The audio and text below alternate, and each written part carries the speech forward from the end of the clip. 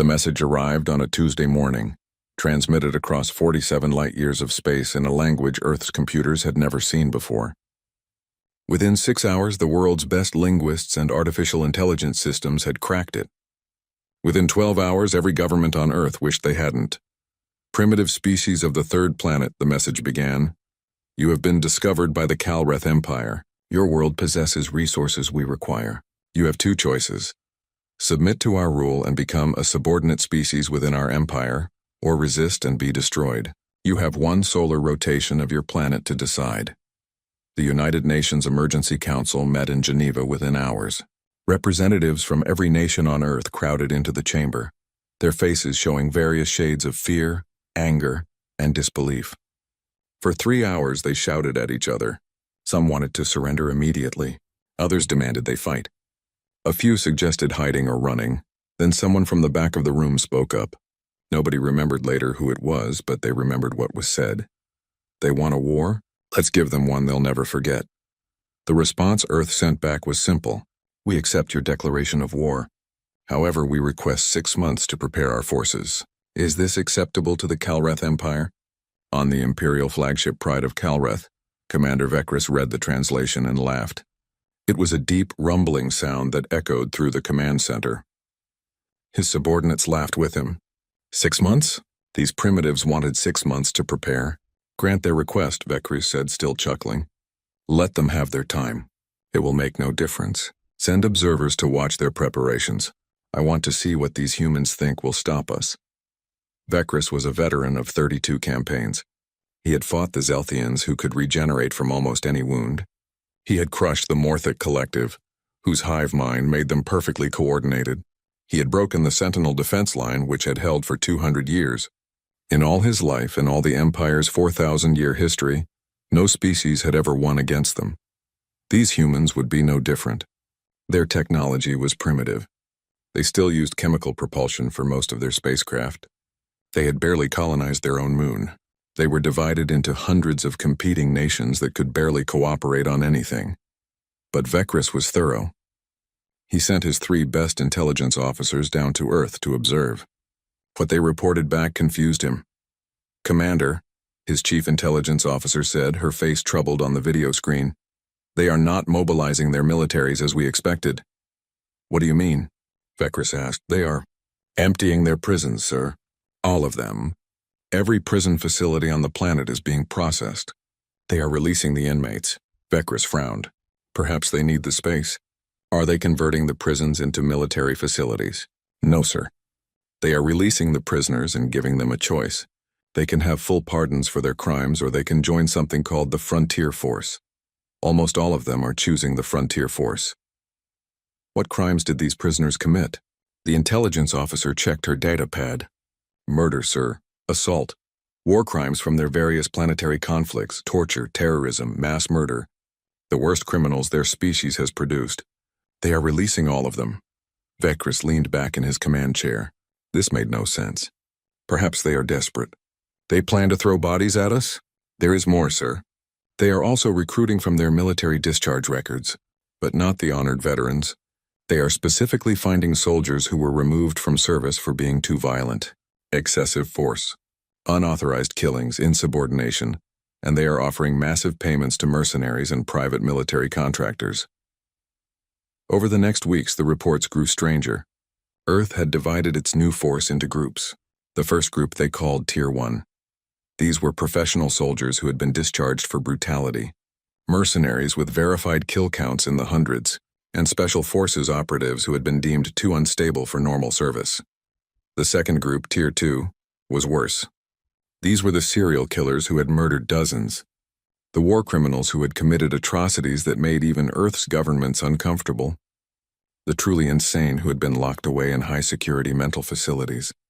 These were kept separate and given different training. Then there was Tier 3, but nobody talked about Tier 3 much. Even Earth's government seemed frightened of what they had put in that category. What kind of training are they receiving? Vekris asked during one briefing. His intelligence officer pulled up video footage. This is from one of their training facilities, sir. We accessed it through their public network. They seem to want us to see this. The video showed a large room that looked like a destroyed city. Human trainees moved through it in small groups, but they moved wrong. There was no formation, no organization. They scattered randomly, some running along walls, others diving through windows. They fought each other in practice combat, and the combat was vicious. No rules, no stopping when someone was down. One trainee was laughing while another choked him. The one being choked managed to bite the other's arm hard enough to draw blood. They both fell away laughing. "What are they doing?" Vekris whispered. "They call it chaos training, sir. They are specifically teaching them to be unpredictable, to ignore pain, to enjoy combat. The instructors are former soldiers who were discharged for psychological problems." Another video showed a classroom. A scarred human stood at the front, pointing at a holographic display of a Calreth soldier. "This is what you'll be fighting," the instructor said. "They are bigger than us, stronger than us. Their armor is better than anything we have. Their weapons are more advanced. Their ships are faster." The trainees in the room were silent, watching. "So we do not fight fair," the instructor continued. "Fair fights are for sports. This is war. You see that armor? It has 17 connection points. You cannot break it, but you can get through it. You see those weapons? They will kill you in one shot. So do not get shot, move, keep moving. Make them miss. Make them afraid." One trainee raised his hand. "What if we get captured?" The instructor smiled. It was not a nice smile. "Then you make them regret it. You make them so uncomfortable, so disturbed, that they let you go or kill you. Either way, you win. A live prisoner can escape. A dead prisoner becomes a warning." Vekris watched dozens of these videos. He saw humans training in zero gravity by fighting each other with knives. He saw them practicing what they called boarding actions, where they would cut into a ship's hull and attack the crew inside. He saw them learning to use improvised weapons to build bombs from common materials to spread fear. "They are training terrorists," Vekris said. "Not soldiers, terrorists." "Yes, sir," his intelligence officer agreed. "But very effective terrorists." Earth's fleet began to assemble. The ships were wrong, too. Military vessels were supposed to be clean, organized, painted in proper colors. These ships looked like they had been built in scrapyards. Some had been. Earth had taken every civilian ship that could fly, stripped out the civilian parts, and welded on weapons. The weapons were primitive but numerous. Ballistic missiles that used simple explosives. Railguns that fired chunks of metal at high speed. Even more primitive kinetic weapons that just threw heavy objects very fast. Nothing sophisticated, nothing that required advanced technology. But there were so many ships, thousands of them, and on their hulls painted in bright colors were marks, tallies, kill counts. "Sir," his intelligence officer said, "those marks are from before the war has even started. They have painted kill counts on their ships as a psychological tactic." "Or a promise," Vekris muttered. The 6 months came to an end. Vekris prepared his fleet for departure to Earth. He had 300 ships, each one a masterpiece of Calreth engineering. His crew were all veterans, trained from birth in the military arts. They knew 400 battle formations. They understood honor, discipline, and proper warfare. The night before departure, Vekris received one final report from Earth. His intelligence officers had intercepted a transmission from Earth's command to their fleet. He read it alone in his quarters. "To all Frontier Force personnel, you know what you are. You know what you have done. Society locked you away because you were too dangerous, too violent, too broken. We needed you locked away because peace required it. But now we need you for what you are. We need your violence. We need your chaos. We need you to do what no civilized soldier would do. There are no rules in this fight. There are no laws. There are no limits. Win or lose, you will never be welcomed home as heroes. You will never be honored. But you will be free. Show the Empire what happens when humanity stops pretending to be civilized. Make them regret ever finding us." Vekris put down the datapad and looked out his window at the stars. For the first time in his long military career, he felt something he had not felt before. Doubt. The next morning, his fleet departed for Earth. 300 ships of the Calreth Empire, the greatest military force in the known galaxy, moving to crush a primitive species that had barely learned to leave its own planet. Behind them, Earth's fleet was moving too.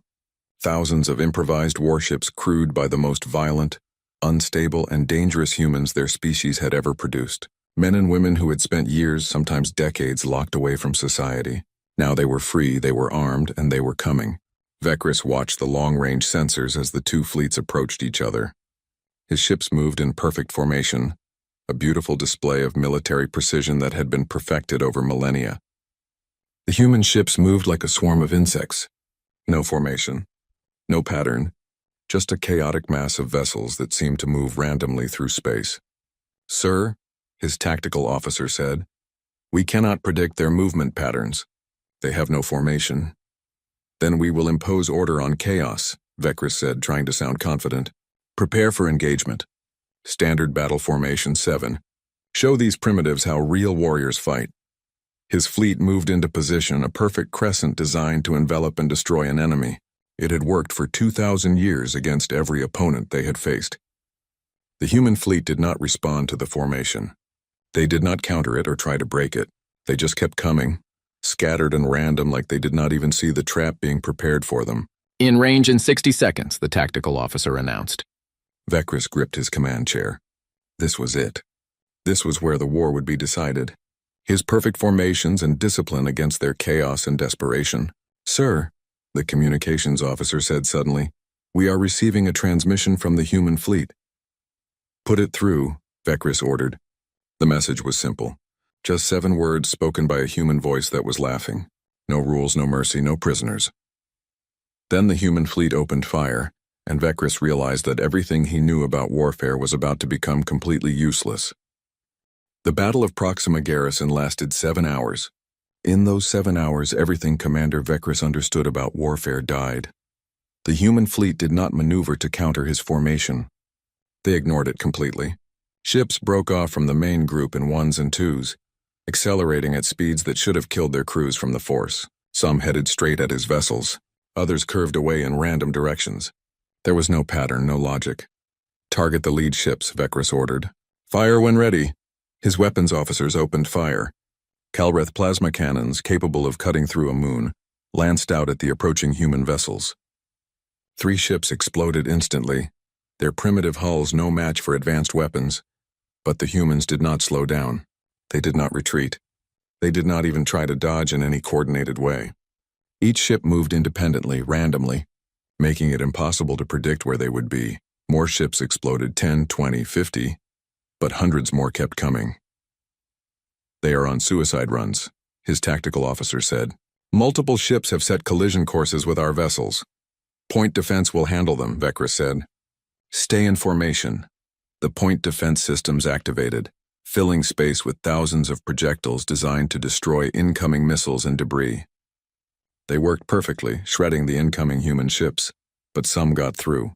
A human vessel, already burning and breaking apart, slammed into the side of the destroyer Relentless Pride. The explosion tore through 3 decks. Alarms screamed across Vekris's command center. "Relentless Pride is reporting hull breaches," the communications officer said. "They are attempting to seal the damaged sections." "1 ship," Vekris said. "They traded 1 ship for minor damage. This is acceptable."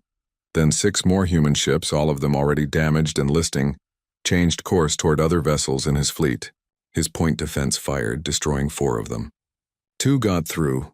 1 hit the cruiser Eternal Vigilance, punching through the forward armor. The other hit the carrier Dawn of Victory, detonating near the fighter bay. The carrier's entire front section exploded outward. "Dawn of Victory is lost," someone shouted. 3,000 crew. Vekris stared at the display. The humans were using their damaged ships as weapons. Ships that were already dying, that had nothing left to lose, were being aimed at his fleet like missiles. "Pull back," he ordered. "Reform at 10,000 kilometers. Get us away from these suicide attacks." His fleet began to pull back, maintaining perfect formation even in retreat. The human ships pursued, but many were too damaged to keep up. For a moment, Vekris thought he had gained some breathing room.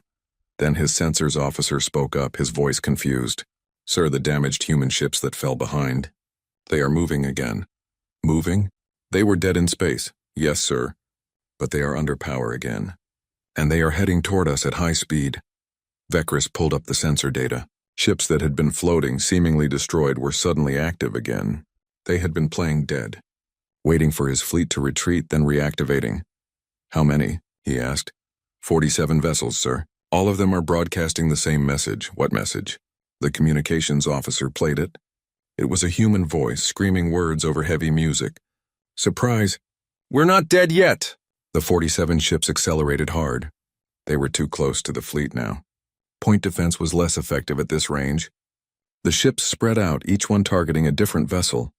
Vekris watched in growing horror as the suicide ships closed in.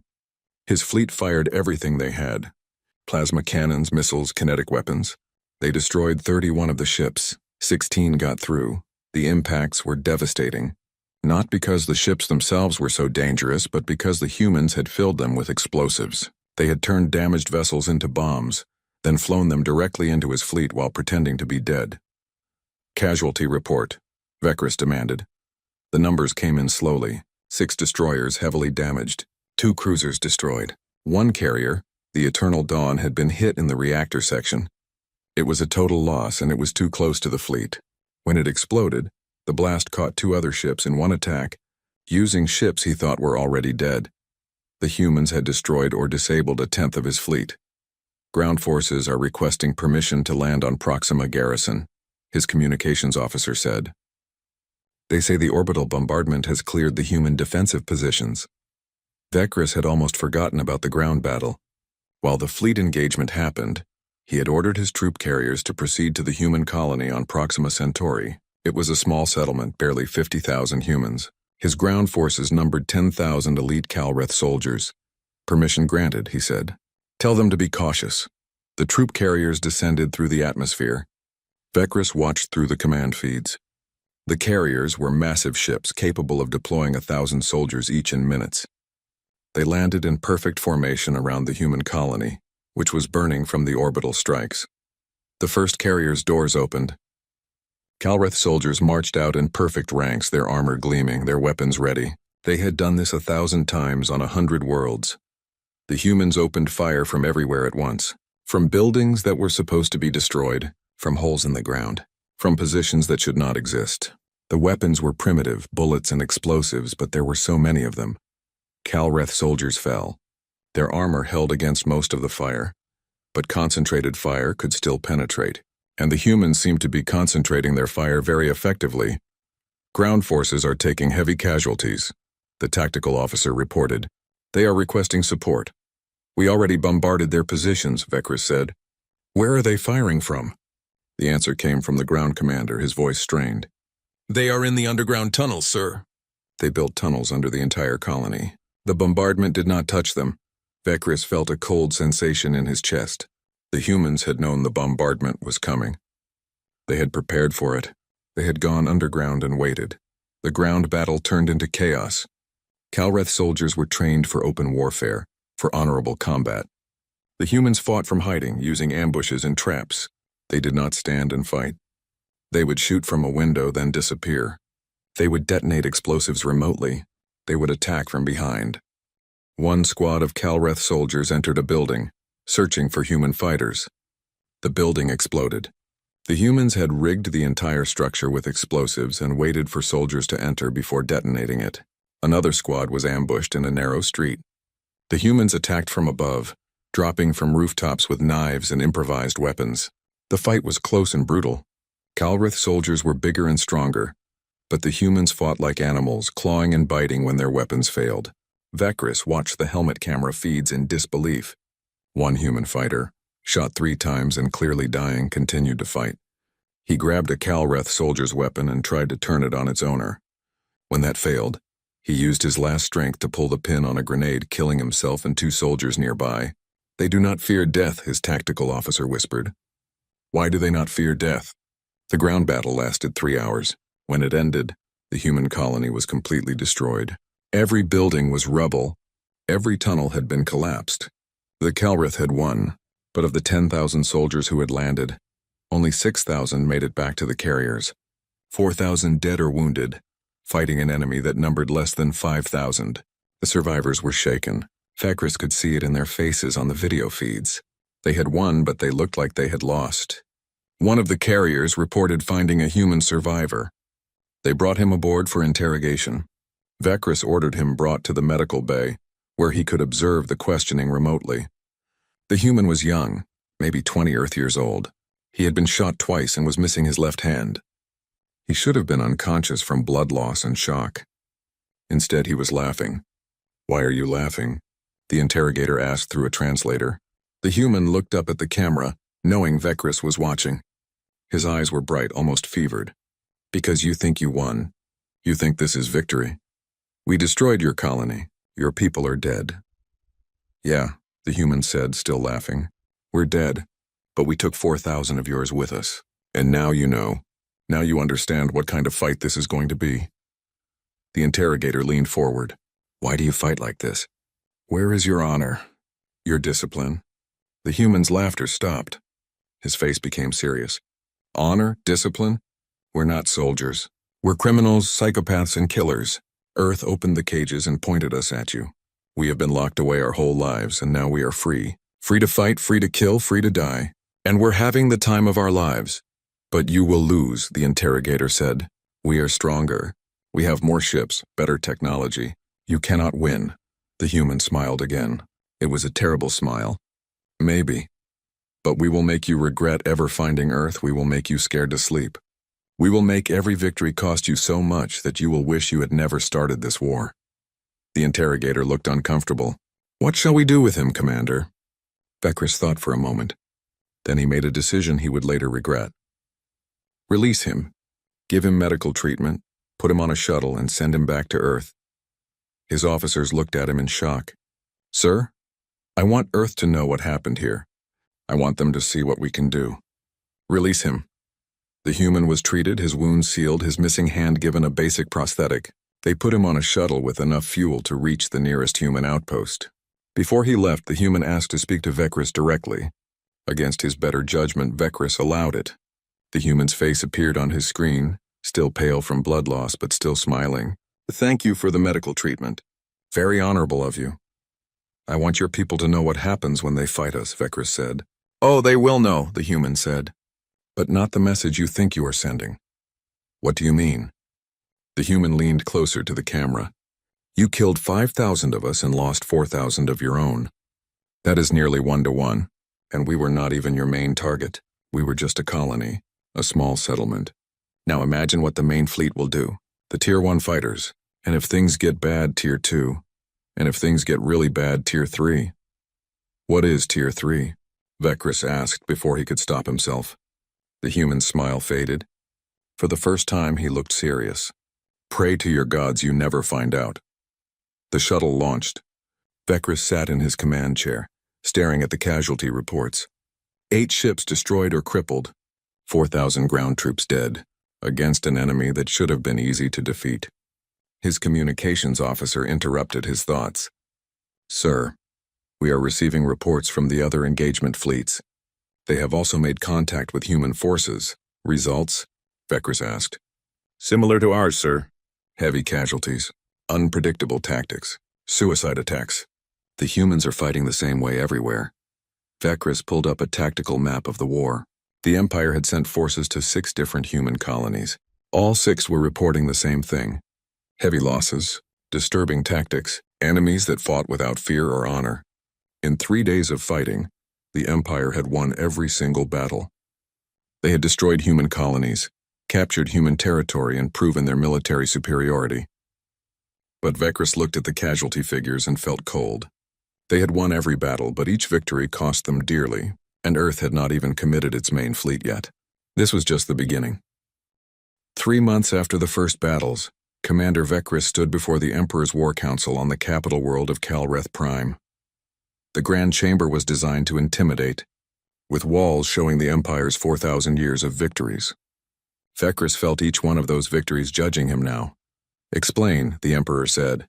His voice was calm, but Vekris knew that calm was dangerous. "Explain how you have lost 12 systems in 3 months." Vekris straightened his uniform. "Your Majesty, we have not lost in the traditional sense.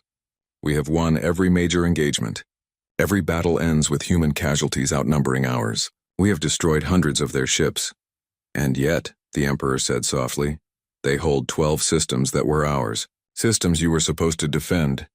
"The humans do not fight to hold territory," Vekris said. "They fight to destroy. They attack a system, cause maximum damage, then retreat before we can bring our full force to bear. When we pursue, they scatter. When we defend, they attack elsewhere. They are like water flowing around our defenses. One of the council members, Admiral Thrakis, slammed his fist on the table. Then we need overwhelming force. Send 30 fleets instead of 3. Crush them with numbers. We tried that at the Helion cluster, Vekris said quietly. We sent 30 ships to defend against an expected human raid. The humans sent 3. Those 3 ships attacked our supply depot, destroyed 6 months of supplies, and escaped. We lost more from the supply shortage than from combat. Another council member spoke up. What about their main fleet? Where is it? We do not know, Vekris admitted. They have thousands of ships, but they never mass them together. They operate in small groups, independent cells. We destroy one group and 3 more appear somewhere else. The Emperor leaned forward. I have read your reports, Commander. But reports are just words. Show us what you mean. Show us how these humans fight. Vekris had prepared for this. He had brought recordings from dozens of battles. He started with the most recent one, the defense of Station Kalar 7. The station had been a fortress. 20,000 soldiers, massive defensive weapons, supplies for years. It was considered impregnable. The humans attacked with 300 fighters and small ships. The recording showed the battle from the station commander's perspective. The human ships approached without formation. Station weapons fired, destroying dozens of them. But the rest kept coming. Then the first ship made contact with the station's hull. Instead of exploding, it attached itself. Magnetic clamps, welding gear, anything to stick to the hull. More ships followed, attaching themselves all over the station like parasites. They are attempting to board, the station commander said in the recording, sealing all airlocks, but the humans did not use airlocks. They cut through the hull with plasma torches. Dozens of holes appeared all over the station simultaneously. Human fighters poured through, wearing minimal pressure suits carrying simple weapons. The station's internal security tried to respond. They set up defensive positions, called in reinforcements, followed proper defensive protocols. It did not matter. The humans did not advance in organized groups. They spread out like a virus through the station, appearing everywhere at once. They used the ventilation systems, the maintenance tunnels, the spaces between walls. They attacked from unexpected directions, then disappeared. One security camera caught a human fighter crawling through a ventilation shaft. He emerged behind a Kalreth defensive position and attacked with a knife. A knife against armored soldiers with plasma rifles. He killed 2 before being shot down. Another camera showed 3 humans against 15 Kalreth soldiers in a corridor. The humans should have been killed immediately. Instead, they used improvised flash grenades to blind the soldiers, then charged forward in close combat where the Kalreth's superior weapons were less effective. The battle for the station lasted 18 hours. When it ended, Station Kalar 7 was a floating wreck. Its reactor destroyed, its garrison dead or fled. The humans had lost 200 of their 300 fighters, but they had taken a fortress with 300 people. The council watched in silence. Vekris continued to the next recording. This one showed a space battle near the Frontier Nebula. A Kalreth battle group had detected a human fleet, 50 ships. The Kalreth had 200 ships. It should have been a simple victory. The human ships attacked in a spread formation. The Kalreth fleet moved to envelope them, a classic tactic that had worked for centuries. But as they moved into position, the human ships scattered. Not in a retreat, just scattered in random directions. The Kalreth fleet broke formation to pursue. That was the mistake. The human ships reformed in small groups. Each group picked a single Kalreth ship and attacked it from multiple directions simultaneously. Overwhelm one target with focused fire, then move to the next. The Kalreth tried to reform their battle line, but the humans kept breaking it apart. Every time ships tried to group together, human vessels would dart between them, forcing them apart. It was like trying to herd cats. The battle lasted 6 hours. The humans lost 30 ships. The Kalreth lost 90. The worst part was the audio. The Kalreth communications were disciplined, organized.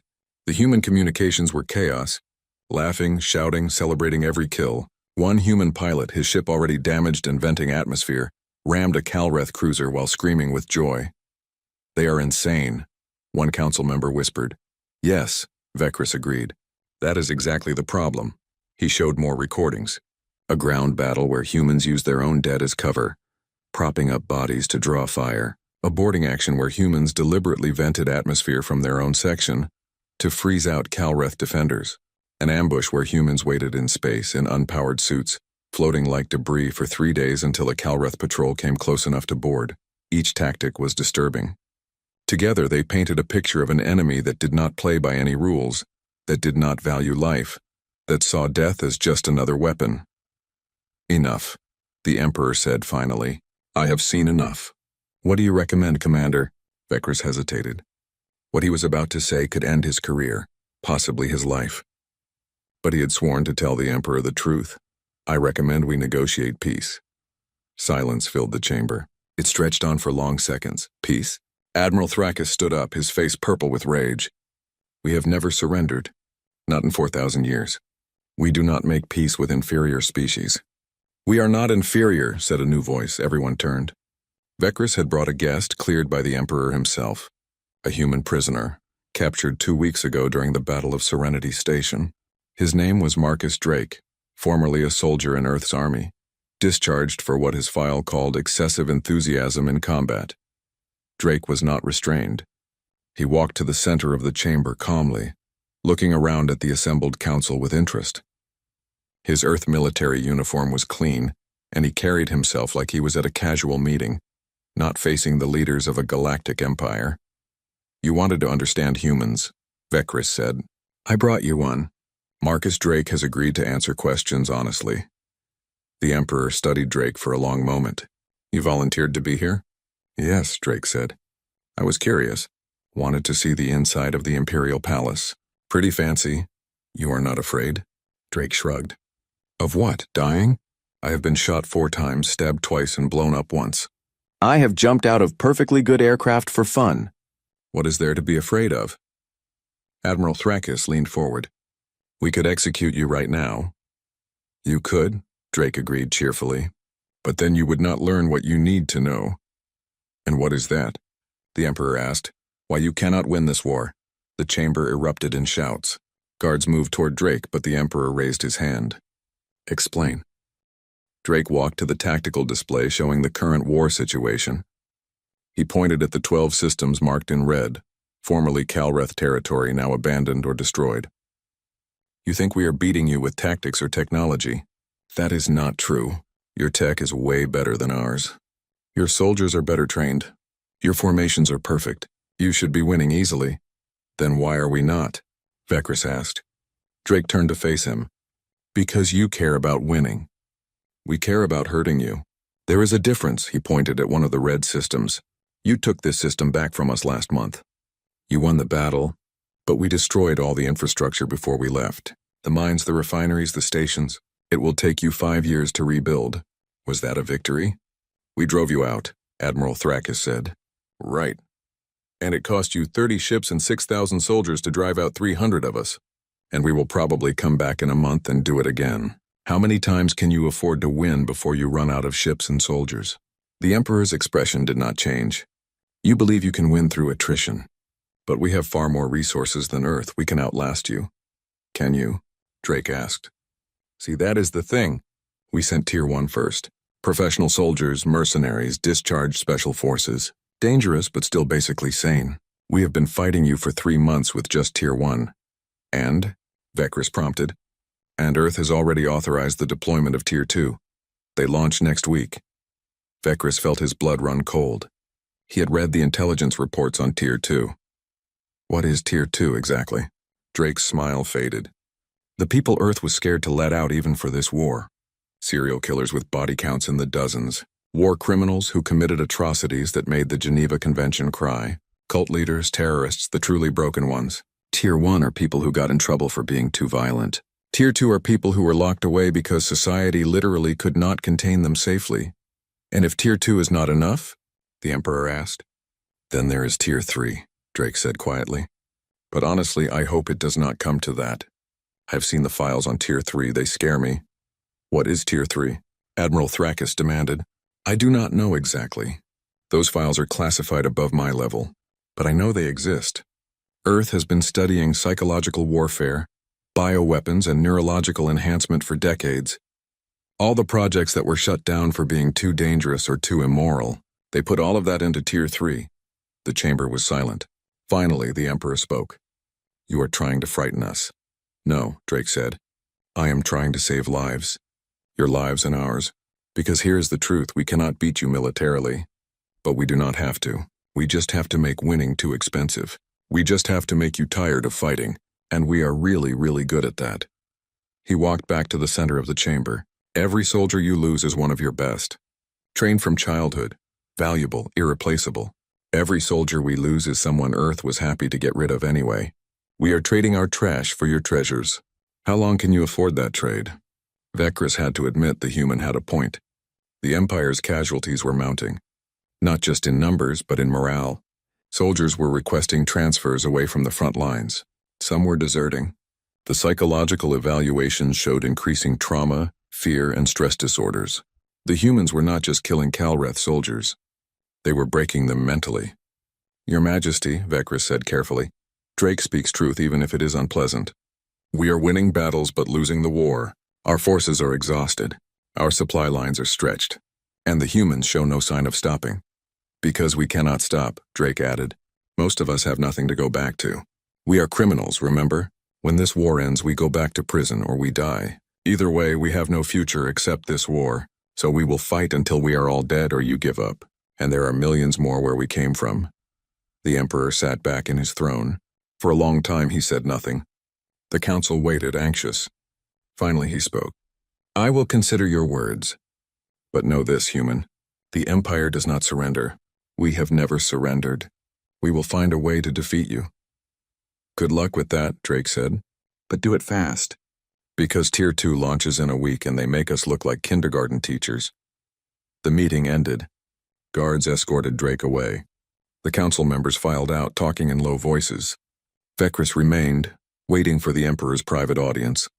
When they were alone, the Emperor looked at him. You truly believe we should make peace? I believe we should end this war while we still can, Vekris said. Before Tier 2 deploys, before the casualties become unbearable. The Emperor was quiet for a moment. Then he said something that surprised Vekris. Do you know why the Empire has lasted 4,000 years, Commander? Because we are strong. Because we win? No, the Emperor said. Because we know when to stop. We have conquered hundreds of species, but we have also made peace with dozens more when conquest would cost too much. Pride is worthless if your empire is ashes. He stood, walking to a window overlooking the capital city. Send a message to Earth. Tell them we wish to discuss terms. But prepare our forces as well. If negotiations fail, we will deploy our own reserves. Every ship, every soldier, everything we have. We will end this war one way or another. Vekris bowed. As you command, Your Majesty. As he left the palace, Vekris thought about Marcus Drake's words. About Tier 2, about the mysterious Tier 3, about humans who had nothing to lose and everything to gain from chaos. For 4,000 years, the Empire had crushed every enemy, but they had never fought an enemy like this. An enemy that welcomed death. An enemy that treated war like a sport. An enemy that got stronger the more desperate they became. The message was sent to Earth. The response came back within hours. Earth agreed to negotiations. But they had one condition. The talks would take place in neutral space, and Earth's delegation would be escorted by Tier 2. They want us to see what is coming, Vekris said to his staff. They want us to be afraid. His intelligence officer, who had been monitoring human communications, looked up from her console. Sir, I have been listening to Tier 2's communications. They are excited about the deployment. Excited to fight? No, sir. Excited to scare us. They have been planning things, psychological tactics, the things they plan to do. She looked pale. Sir, we should accept whatever terms Earth offers. Vekris looked at her files. What he read there made his blood freeze. Tier 2 had been planning their deployment for weeks. They had studied Calreth psychology, Calreth fears, Calreth weaknesses. They were not planning to fight a war. They were planning to wage psychological warfare on a scale never before seen. And if Tier 2 failed, there was still Tier 3 waiting. Vekris closed the files. Get me a direct line to the Emperor. We need to accelerate these peace talks, before it is too late. Tier 2 arrived at the neutral zone on schedule. Commander Vekris watched their approach on long-range sensors, and immediately knew something was wrong. The ships were painted black. Not the clean military black of stealth operations, but a matte black that seemed to absorb light. On each hull painted in white were symbols. Skulls, blood drops, tally marks that numbered in the thousands. One ship had a simple message. Hell's rejects. They want us to see them, his tactical officer said. Those ships would be more effective with stealth coding. This is for intimidation, Vekris agreed. Everything about Tier 2 was designed to unsettle. Where Tier 1 had been chaotic but still recognizably military, Tier 2 looked like something from a nightmare. The peace conference was scheduled to take place on Neutral Station Osiris, a diplomatic facility maintained by the Zelthian Confederation, one of the few species that had remained neutral in the war. Vekris would represent the Empire. Earth was sending someone named Sarah Chen, listed as a diplomatic attaché, but Tier 2 was the real message. As Vekris's shuttle approached the station, he saw the Tier 2 ships holding position around it. There were 50 of them, each crewed by fighters that Earth had kept locked away until now. They did not move in formations. They circled the station like sharks, unpredictable and threatening. The station commander, a Zelthian named Vorath, met Vekris at the airlock. The Zelthian looked stressed, his scales showing agitation patterns. "Commander Vekris, welcome. I must inform you that the human delegation has already arrived and is waiting in Conference Room 1. How many?" Vekris asked. "The diplomatic team is 3 people, but they insisted on bringing 5 of their Tier 2 personnel as security. I could not refuse without violating neutrality protocols. 5 Tier 2 fighters here on the station." Vekris felt his stomach tighten. "Have they caused any trouble?" Vorath hesitated. "Define trouble." "They have not violated any laws, but they are disturbing. They requested access to our observation deck. When we showed them, they spent 2 hours just watching space, not speaking. One of them was humming. Just humming the same tune for 2 hours straight." Vekris had read the psychological profiles. Tier 2 consisted of individuals with severe psychological disorders, sociopaths, psychopaths, individuals with no capacity for normal empathy or fear. Earth had found the most disturbed people in their prisons and mental facilities and trained them for war. The conference room was large, designed for delegations of a dozen or more. The human team sat on one side. Sarah Chen was a middle-aged woman in a simple suit, looking like any bureaucrat. Next to her were 2 advisors equally unremarkable. Behind them stood 5 Tier 2 fighters. They were not in uniform. Earth had apparently abandoned any pretense of military protocol with Tier 2. They wore whatever they wanted. One wore a tattered military jacket. Another wore what looked like civilian clothes. A third wore armor pieces mixed with regular clothing. But it was their eyes that disturbed Vekris most. They watched him with an intensity that was not normal. Not hostile exactly, more like scientists observing an interesting specimen, or predators evaluating prey. One of them, a tall woman with scars covering her visible skin, smiled at him. It was not a friendly smile. Vekris took his seat, flanked by his own security detail. Professional Kalreth soldiers, trained and disciplined. They looked uncomfortable facing the 5 humans. "Thank you for agreeing to meet," Sarah Chen began. Her voice was pleasant, professional.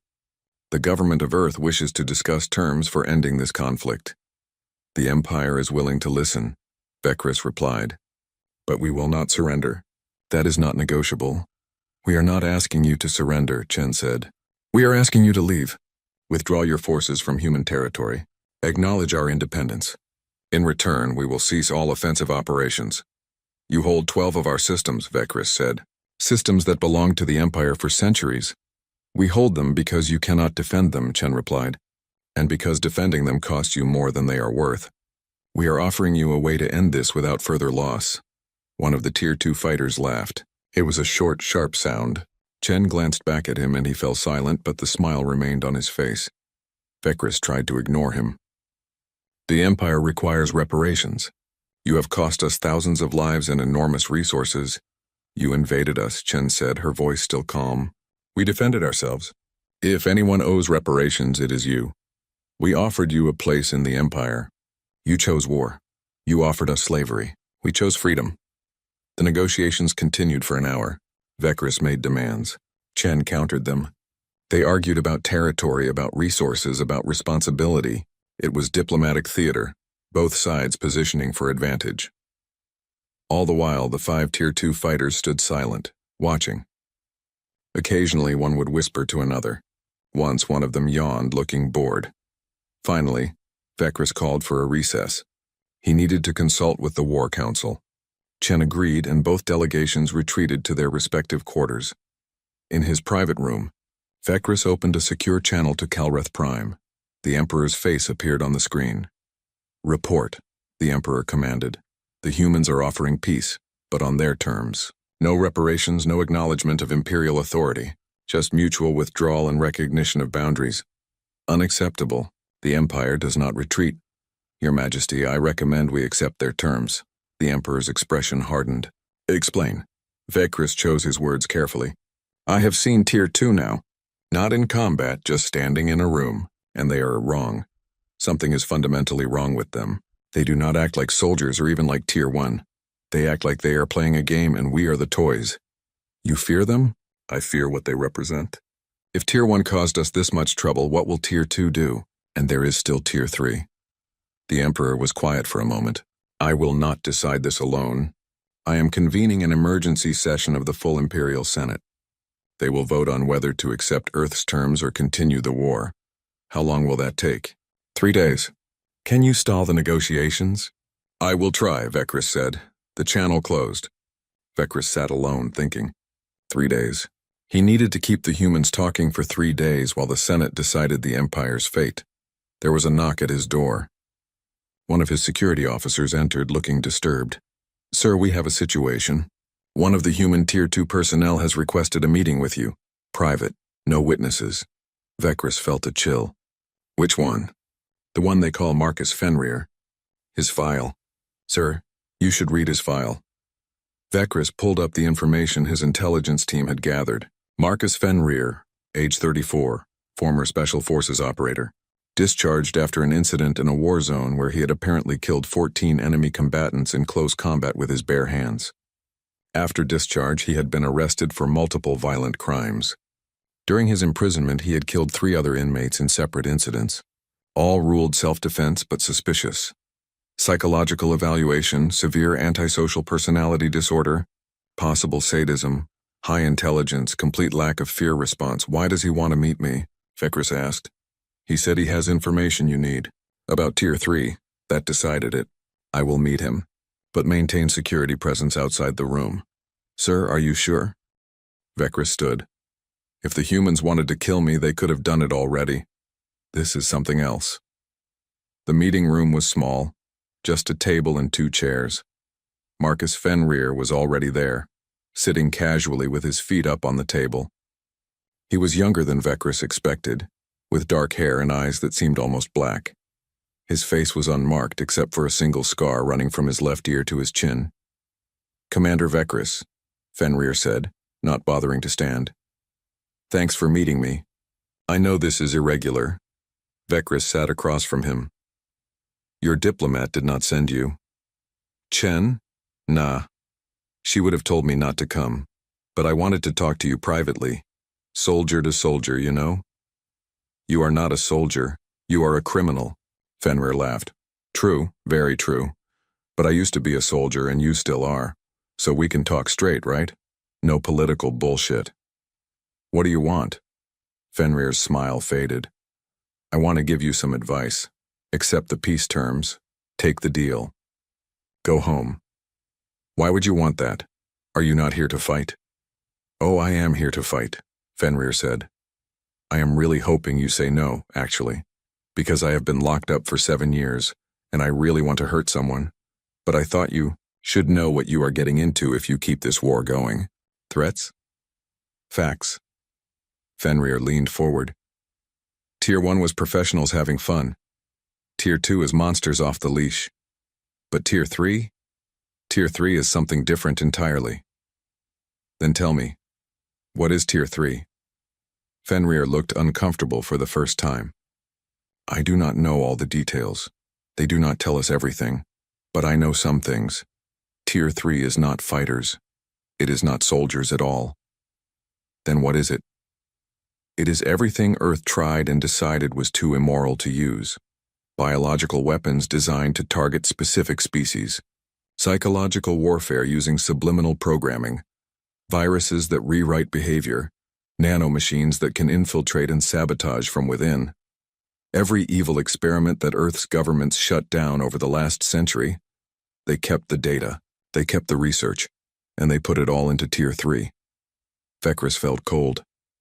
That would violate every galactic treaty. Yeah, well, you started a war with us. Treaties went out the window. And here is the thing, Commander. If they deploy Tier 3, it will not just hurt your military. It will hurt your entire species, your civilians, your children, everything. You are trying to scare me. I am trying to save you, Fenrir said. And for a moment he sounded almost sincere. Look, I am a bad person. I know that. I have done terrible things and I will probably do more. But even I think Tier 3 goes too far. It is not war anymore, it is extinction. Earth would not do that. They would not commit genocide. Earth would do anything to survive, Fenrir said. And right now, survival means winning this war. If you force them to deploy Tier 3, they will. And then everyone loses. Vekris studied the human. Why tell me this? Why warn me? Fenrir shrugged. Maybe I'm getting soft. Or maybe I just like you guys. You are honorable, disciplined, everything I am not. It would be a shame to wipe you out.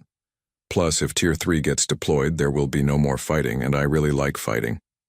So this is selfish. Everything I do is selfish, Commander, but that does not mean I am wrong. Fenrir stood up. Think about it. You have a few days before the Senate votes, right? I checked your procedures. Use that time to really think about whether your pride is worth your species. He walked to the door, then paused. Oh, and one more thing. You see, these 5 of us here as security, we are not the scariest ones in Tier 2. We are the ones stable enough to be in public. The really crazy ones are still on the ships. If this goes bad, you will meet them. Trust me, you do not want that. The door closed behind him. Vekris sat alone, his mind racing. Could the human be trusted? Was this psychological warfare trying to make him afraid?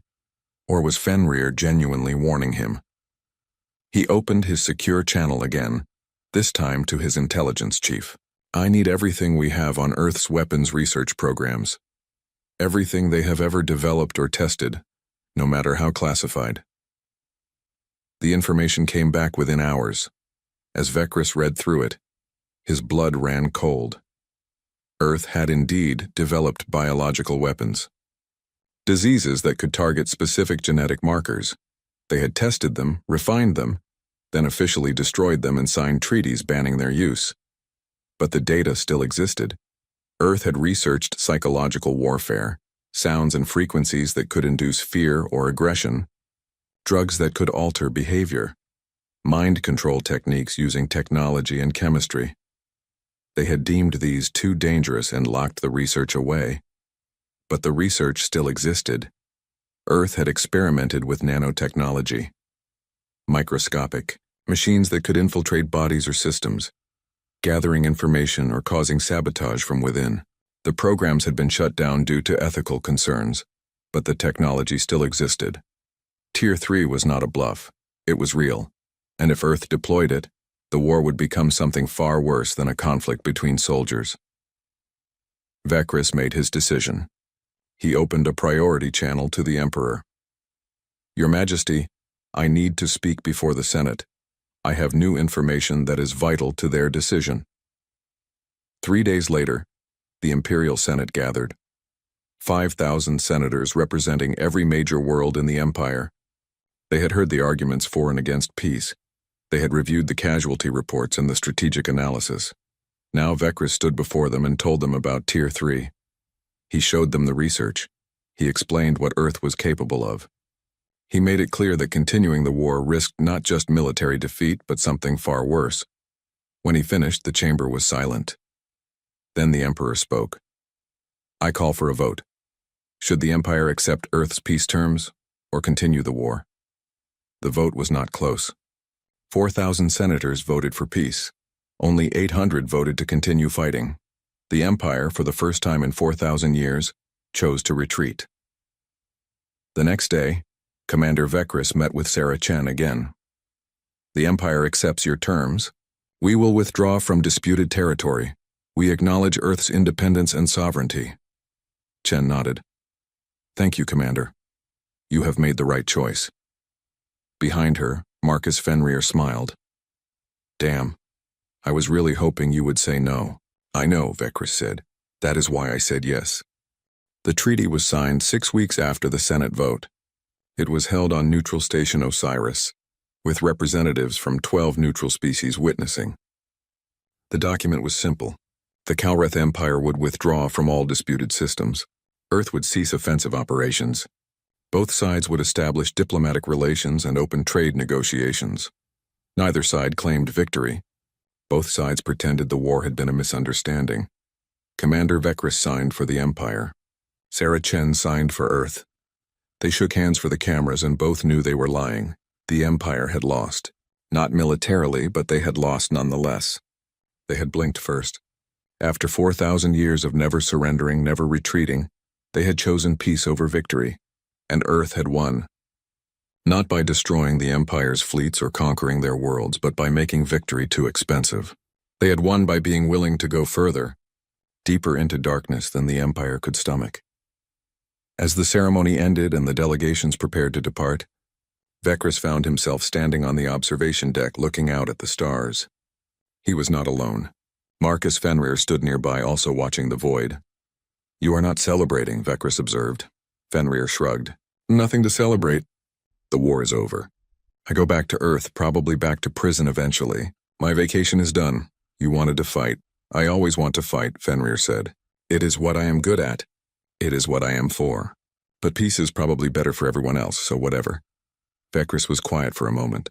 Then he asked the question that had been bothering him. Was Tier 3 real? Or was it a bluff to scare us? Fenrir looked at him. What do you think? I think it was real. I saw the research. Earth has the capability.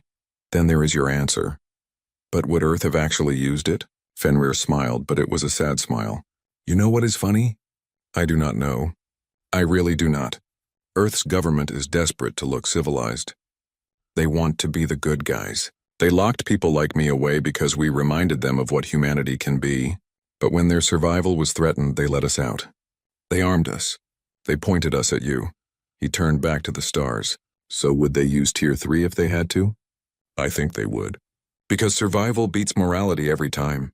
But I am glad you did not make them choose. The Imperial fleet began its withdrawal the next day. Ship by ship, they abandoned the systems they had briefly held. Earth did not chase them. They simply moved in and took control of the empty space.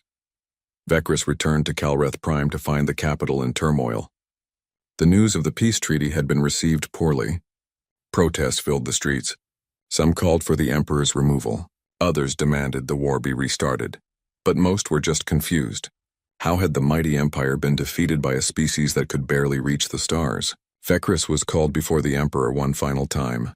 They met in private in the Emperor's personal chambers. The Senate is calling for inquiries, the Emperor said. He looked old, older than Vecris had ever seen him. They want to know how we lost. They want someone to blame. They will blame me, Vecris said. I am prepared for that. No, the Emperor said. They will blame me. I made the final decision. I chose peace over glory. I will take responsibility. Your Majesty, you saved the Empire. If we had continued, if they had deployed Tier 3... I know. The Emperor interrupted. I know what I saved us from. But the people do not understand. They see only that we retreated, that we lost. He walked to a window overlooking the capital. Do you know the real lesson of this war, Vecris? No, Your Majesty. Power is not enough. Technology is not enough. We were stronger, more advanced, more organized. We should have won easily. But we lost because we could not match their willingness to suffer. We could not match their capacity for darkness. The Emperor turned back to face him. We Kalreth are civilized. We have rules, honor, traditions. These things make us great, but they also limit us. The humans have rules too, but they are willing to break them when necessary. They are willing to become monsters to survive. We are not. Is that a weakness? Vecris asked. I do not know, the Emperor admitted. Perhaps it is both a strength and a weakness. We remained true to ourselves, but we lost. A month later, Vecris retired from military service. He was given full honors, a generous pension, and a quiet estate far from the capital. The public never knew his role in the peace negotiations. History would remember him only as one of many commanders in a war the Empire preferred to forget. He spent his days writing.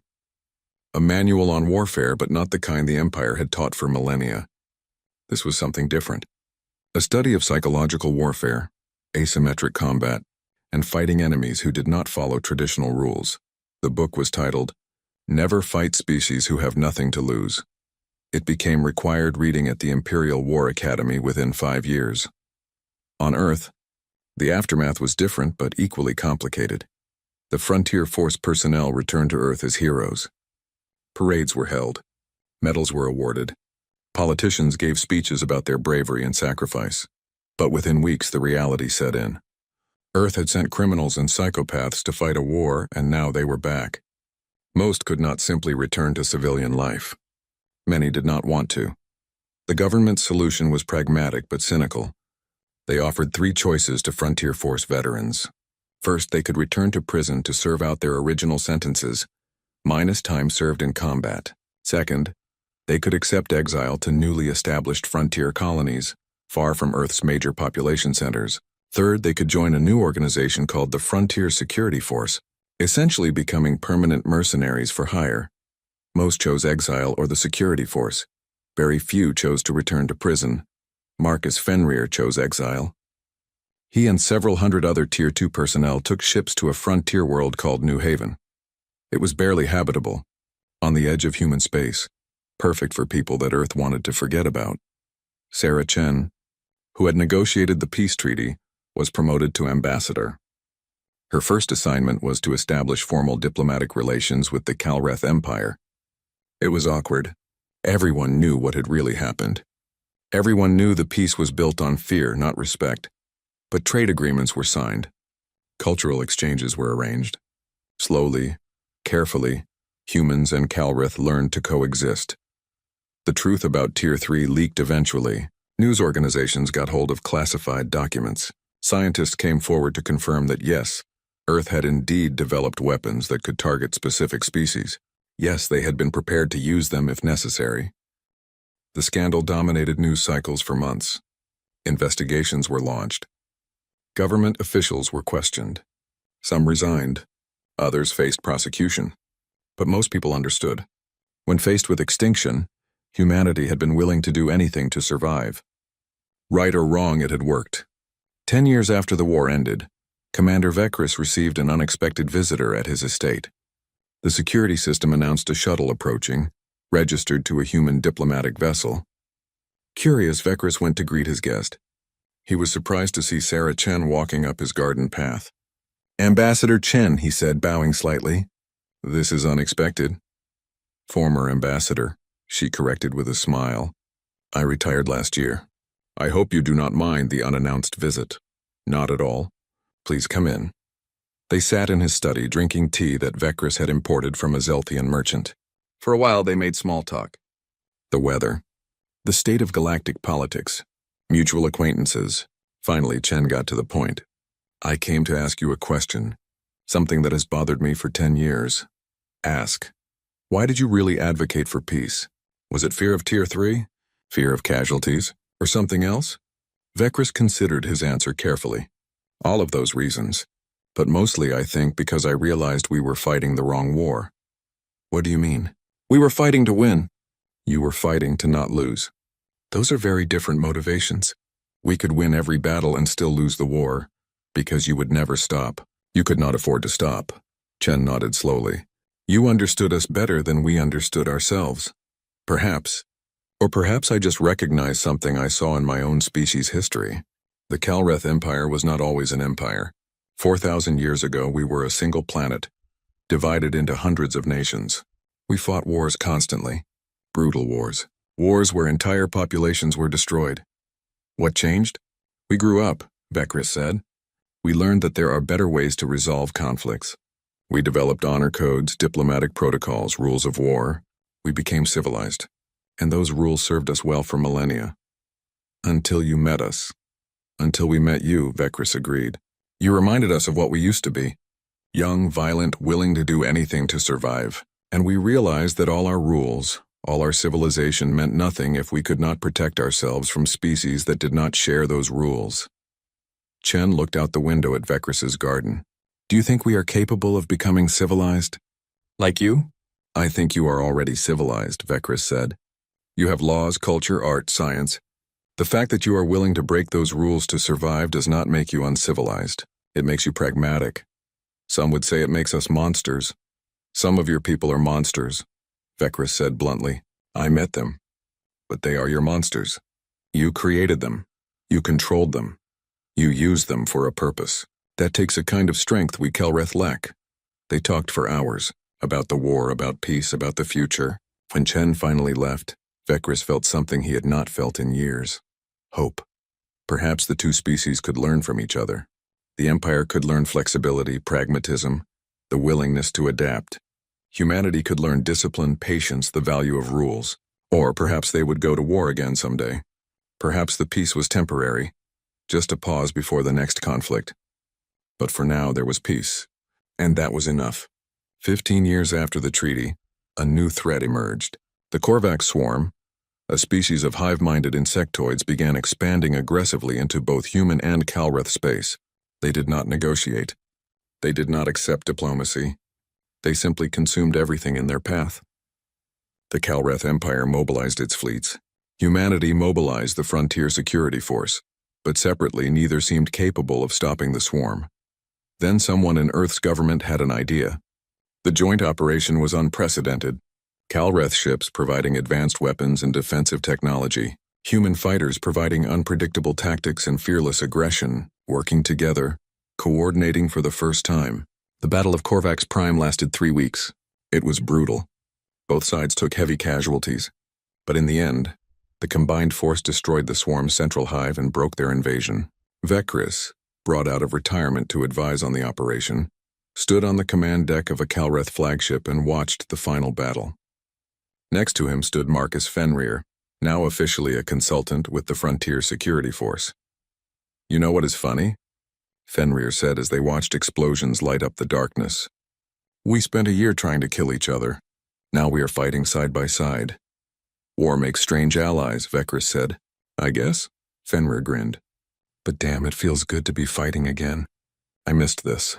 You never change, do you? Nope, still a monster. But now I am your monster too. Vekris could not help but smile. I suppose that is progress. The Korvax swarm was defeated. The joint operation was declared a success.